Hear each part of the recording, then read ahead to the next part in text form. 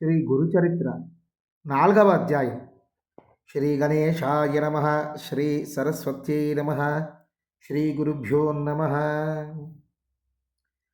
దూర్వాస శాపం వలన భగవంతుడు ధరించిన అవతారాలలో ఉత్తమ సాధకులకు మాత్రమే తెలియబడే శ్రీ దత్తాత్రేయ అవతారం గురించి చెప్పమని నామధారకుడు కోరగా సిద్ధయోగి ఇలా చెప్పసాగారు.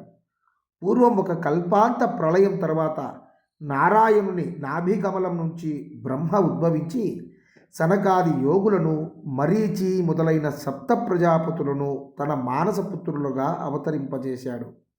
తరువాత శతరూప మనువులను సృష్టించాడు. వారి కుమార్తె దేవహూతి కర్దముని భార్య అయింది.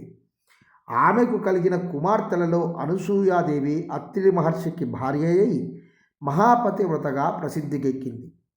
ఆమె పాతివ్రత్య ప్రభావానికి వెరచి కొండలు, శిలలతో కూడి ఎంతో కఠినమైన భూమి ఆమె పాదాల క్రింద మృదుత్వాన్ని వహించింది.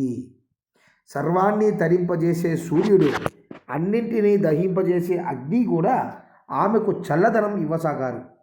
వాయువు ఆమె చెంత తన ప్రచండ వేగం మాని మందంగా మలయమారుతంగా వీచేవాడు. దేవతలందరూ తమ వలన ఆమెకు కష్టం కలిగినా లేక ఏ అల్పుడైనా ఆమె అనుగ్రహం పొందినా అతడు తమను కూడా జయింపగలడు అని భయపడుతుండేవారు. ఒకసారి త్రిలోక సంచారి అయిన నారద మహర్షి బ్రహ్మ, విష్ణు, మహేశ్వరుల నివాసాలకు వెళ్ళి అక్కడ అనసూయాదేవి పాతివ్రత్యాన్ని ఎంతగానో ప్రశంసించాడు. అత్రి మహర్షి ఆదేశం మేరకు ఆమె వలె అతిథి అభ్యాగతులను ఆదరించే సాధ్వి మరొకరు లేరు అన్నారు.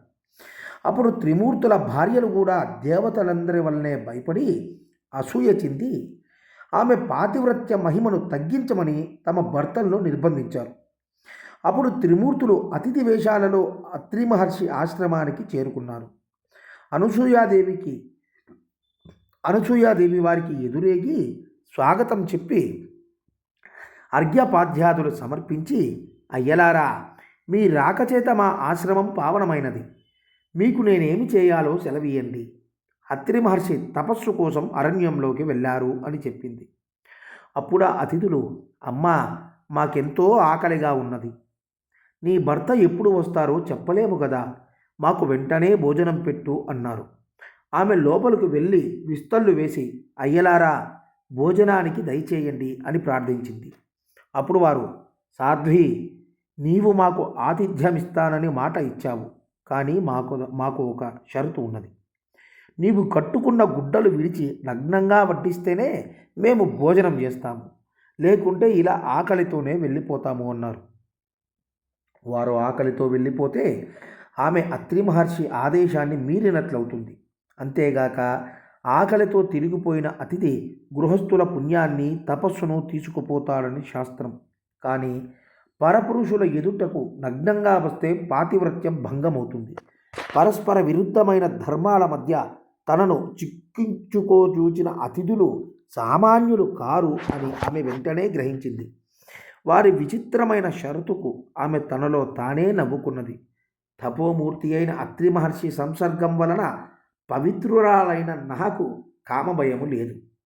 ఆకలిగొని అన్నమడిగిన వీరు ధర్మం ప్రకారం నా బిడ్డలే కానీ పరపురుషులు కారు.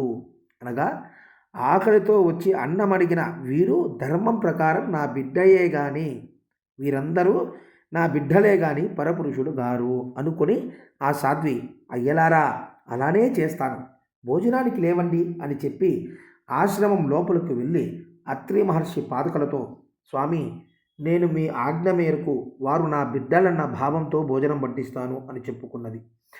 ఆమె యొక్క పాతివ్రత్య మహిమాన్వితమైన సంకల్పం వలన ఆమె భోజనం వడ్డించడానికి నగ్నంగా వెళ్ళేసరికి ఆ ముగ్గురు పసిపిల్లలయ్యారు. ఆమె భావాన్ని అనుసరించి ఆమెకు బాలింతరాలికి వలె స్తన్యం వచ్చినది. ఆమె వెంటనే మరలా వస్త్రాలు ధరించి ఆ బిడ్డలకు తృప్తిగా పాలిచ్చింది. నిరంతరం సృష్టి చేసి అలసిన వాడిలా బ్రహ్మదేవుడు, ప్రపంచాన్ని పాలించి అలసిన వాడిలా శ్రీ మహావిష్ణువు, జగత్ సంహార కార్యం వల్ల సోలిపోయిన వాడిలాగా శంకరుడు అనసూయాదేవి యొక్క పాతివ్రత్య మహిమను గురోలి విశ్రాంతి చెందారు. ఆ మహాపతివ్రత తన దివ్య దృష్టి వలన ఆ ముగ్గురు త్రిమూర్తులు అని తెలుసుకుని ఊయల్లో పెట్టి ఆ జరిగిన కథనే జోలగా పాడుతున్నది. ఇంతలో అత్రి మహర్షి వచ్చి ఆమె నుండి సర్వము తెలుసుకొని ఊయలలోని త్రిమూర్తులను దర్శించి ఆ రూపాలలో ప్రకటమైన పరమాత్మను ఇలా స్తుతించాడు. ఓ మహావిష్ణు, నీవు సృష్టి స్థితి లయకారకుడు, జగత్సాక్షివి, విశ్వమయుడవు, విశ్వాధారుడవు. ఓ పరమేశ్వర, నీవు సహజంగా ఒక్కడవే అయినా నీ లీల చేత త్రిమూర్తులుగా మారి క్రీడిస్తున్నావు. వాస్తవానికి ఈ జగత్తు నీకంటే వేరుగా కాకపోయినా మసక చీకటిలోని త్రాడు దానికి భిన్నమైన పాముగా గోచరించినట్లు నేను నాది అనే మాయతో కూడిన భావన వలన నీకంటే వేరైనట్లు జీవులకు గోచరిస్తున్నది. ఊయల్లోని పిల్లలు హాయిగా నిద్రపోతున్నారు. త్రిమూర్తులు ఆ స్తోత్రానికి తృప్తి చెంది తమ నిజ రూపాలతో కూడా ప్రత్యక్షమై వరం కోరుకోమన్నారు. అప్పుడు ఆయన సాభిప్రాయంగా భార్య వైపు చూస్తూ, సాధ్వి, వీరు మనస్సు చేత కూడా పొందడానికి వీలు కానివారు, అయినా నీ భక్తి వలన ఇలా వచ్చారు. నీ అభీష్టమేమిటో నివేదించుకో అన్నాడు. అనసూయాదేవి, స్వామి, ఈ సృష్టి యొక్క వికాసం కోసమే మీరు భగవంతుని చేత సృష్టించబడ్డారు కదా, కనుక ఈ మూడు మూర్తులుగా ప్రత్యక్షమైన వీరిని పుత్రులుగా పొంది మీ అవతార కార్యం నెరవేర్చుకోవడమే నా అభీష్టము అన్నది. అత్రి మహర్షి సంతోషించి, మీరు మాకు పుత్రులుగా పుట్టి మమ్ము ఉద్ధరించండి అని కోరాడు. అప్పుడు వారు, మహర్షి, మమ్ము నీకు సంపూర్ణంగా దత్తం చేసుకున్నాము అన్నారు. ఆ పతివ్రత ప్రభావం చేత త్రిమూర్తులు అత్రి కోరిన వరమును అనుగ్రహించి తమ లోకాలకు వెళ్ళి వారి భార్యలను కలుసుకున్నారు. తరువాత అత్రి అనసూయలకు ముగ్గురు పుత్రులు కలిగారు. సద్గురువైన అత్రి మహర్షికి ఆత్మసమర్పణ చేసుకుని సేవించిన ఫలితంగా తనకు వ్రతభంగం చేసి శపించడానికి వచ్చిన త్రిమూర్తులను బిడ్డలుగా పొందింది అనసూయాదేవి. ఆ తర్వాత అత్రి మహర్షి బాల విష్ణుమూర్తికి దత్తుడని, దర్శన మాత్రం చేత అందరి హృదయాలకు ఆహ్లాదాన్నిచ్చే బ్రహ్మదేవునికి చంద్రుడని, ప్రళయకర్త అయిన రుద్రునికి దూర్వాసుడని నామకరణం చేశాడు.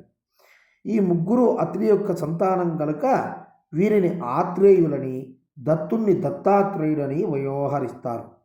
ఈయనే సాక్షాత్తు పరమేశ్వరుడు, శృతులకు కూడా అందని సచ్చిదానంద స్వరూపుడు, మానవులకు అభీష్టాలు నెరవేర్చి యోగము జ్ఞానము ప్రసాదించేవాడు, స్మరించిన తక్షణంలోనే అనుగ్రహిస్తూ సర్వత్రా సంచరిస్తుంటాడు.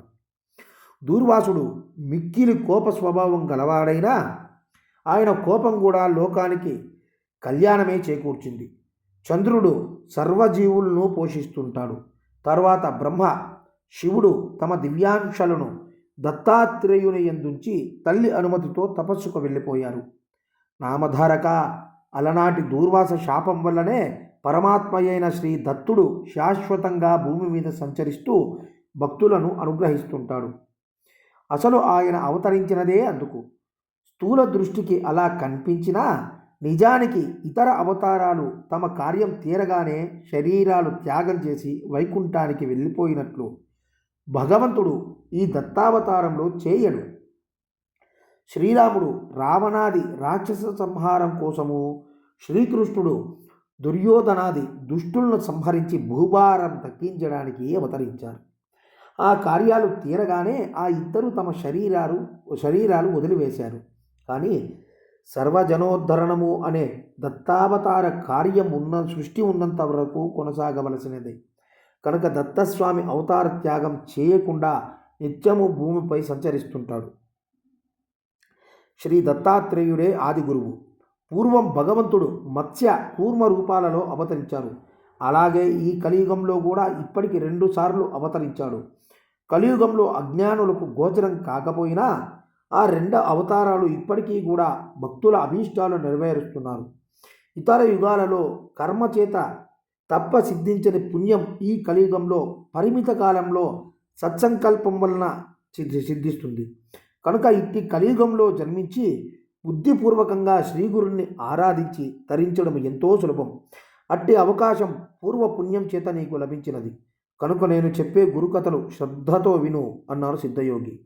నామధారకుడు దత్తావతరణం గురించి విని ఆనందించి, ఆహా, అలనాటి అనసూయాదేవి పాతివ్రత్యం వలన మానవాళికి గురు పరంపర, అందువలన మా వంటి అగ్నులకు మీ వంటి గురువు యొక్క కృప లభించాయి అన్నారు. శ్రీ దత్తాయ గురవే నమ. శ్రీ శ్రీపాద శ్రీవల్లభాయ నమ. శ్రీ నృసింహ సరస్వత్యే నమ. 4వ అధ్యాయం సమాప్తం.